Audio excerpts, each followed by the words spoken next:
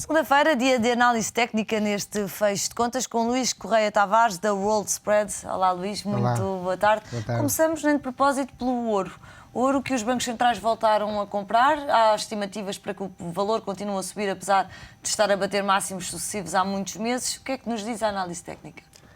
Pois a análise técnica diz-nos algo que contraria precisamente essa tendência. Ou seja, o ouro no longo prazo é claramente altista e continua a sê-lo.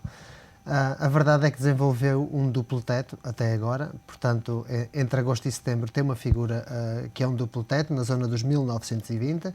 Poderá tentar novamente a esse nível, o que faria um triplo teto, superando o mesmo, é que anularia e daria continuidade às subidas. Mas a verdade é que os níveis onde se encontra com o alto volume vendedor que se registra nos últimos meses, comparando ao baixo volume comprador, com a subida da volatilidade e as divergências nos osciladores, conferem uma descida para o ouro aos níveis de 1580 a 1460. São esses os valores a vigiar agora. Se baixar até aos 1580, há condições para continuar a perder valor? Neste caso, a projeção da figura técnica que o mesmo representa seria os 1580 ou até mesmo os 1460, mas se o fizesse seria uma mera correção técnica, não perdia a sua tendência altista de longo prazo que ainda mantém fiável. Essa é que é a verdade. E pronto, e quanto ao ouro é o que há a dizer, há pouco mais do que isto, na verdade. Luís, então vamos às notícias que interessam mais aos nossos investidores nacionais, quem ainda está disposto à praça portuguesa. O PSI 20, que hoje encerrou a cair mais de 2%, semana passada foi muito má para todos os índices. O que é que podemos esperar? E traga boas notícias. Sim, na verdade, eu vejo boas perspectivas para o PSI 20. Vejo, porque embora tenha máximos e mínimos decrescentes nos últimos 2 meses, o volume comprador de quinta e sexta-feira já foi verdadeiramente superior aos volumes anteriores, o que acompanha ou dá, de certa forma, algum sinal de possível volta.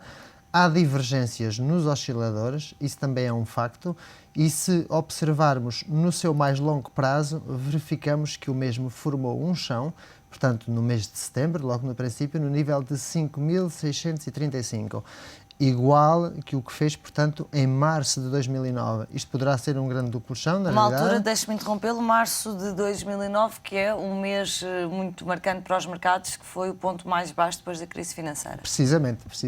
E a figura que o PSI 20 desenvolve, uma figura conhecida como martelo, que tem implicações altistas. Implicações essas poderão ir aos 6.600 e aos 7.000, e que não lhe retiram a sua tendência baixista de longo prazo, na verdade, mas perspectivam-se ressaltos para o mercado. Alguns ressaltos. Dentro do PSI 20, há títulos a destacar, Luís? Sim, eu foco em especial atenção ou, digamos, cuidado talvez a ter pela Galp, por exemplo, que mantém a sua tendência altista, mas desenvolvia a mesma dentro de um grande canal que perdeu, e os seus ressaltos que registou nas últimas semanas ou meses, pode-se dizer, portanto, pararam-no precisamente na zona que é conhecida como pullback, quer dizer, a antiga parte baixa da diretriz altista, e que poderá servir de resistência para daqui projetar a Galp para maiores quedas.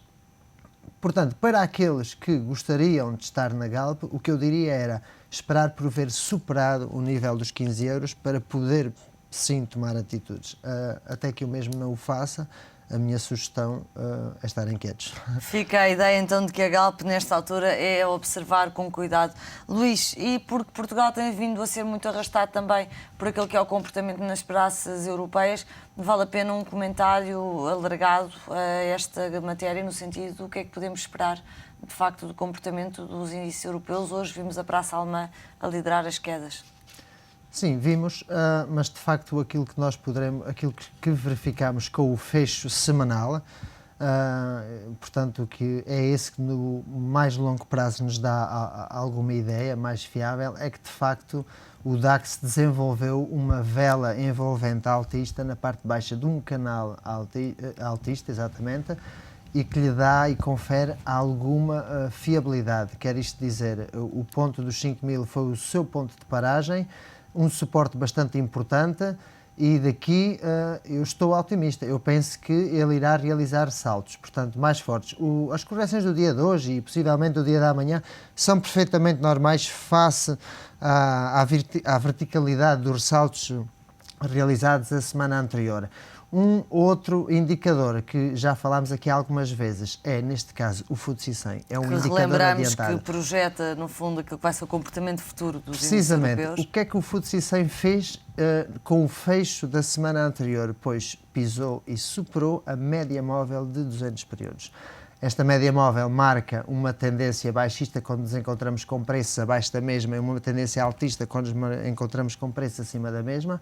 É o único índice da Europa que deu este sinal e, se continuar a dar fiabilidade e a ser fiável como indicador adiantado, isto de facto é um sinal e não desceu tanto como o caso do DAX, por exemplo, e portanto isto é aquilo que eu perspectivo. Uma outra coisa que nos confirma é o Eurostoxx 50, índice também importante na Europa, que analisando mais de perto desenvolve uma figura conhecida como ombro-cabeça-ombro, que não perdendo o nível dos 2050 e superando os 2200, dá fiabilidade a esta figura e uma projeção aos 2350 aproximadamente. São três índices muito importantes na Europa, que todos eles a darem sinais, uns de uma forma e outros de outra, positivas. As descidas de hoje para nada me estão a assustar.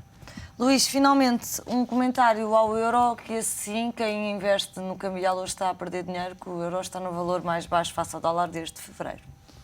Sim, o euro, portanto, o euro está a realizar uma correção que o poderá parar na zona de 1,4430 aproximadamente. Este nível não o deverá perder. É verdade que o nível de 1,3830 também é um nível importante que o poderá parar em possíveis e em próximos ressaltos. Eu prevejo que o próximo objetivo do euro será o nível de 1,3430, nível que não deverá perder para que não se dirija ao nível de 1,32 e de 1,30. Superados o nível de 1,3830, iria, pois, procurar novamente os máximos de 1,4535. Mas, como vemos, é uma figura de consolidação.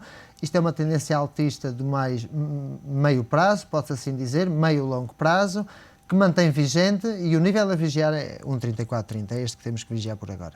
Luís, muito obrigada. Luís Correia Tavares, da World Spreads, a fazer a análise técnica dos índices e também dos títulos do PSI 20.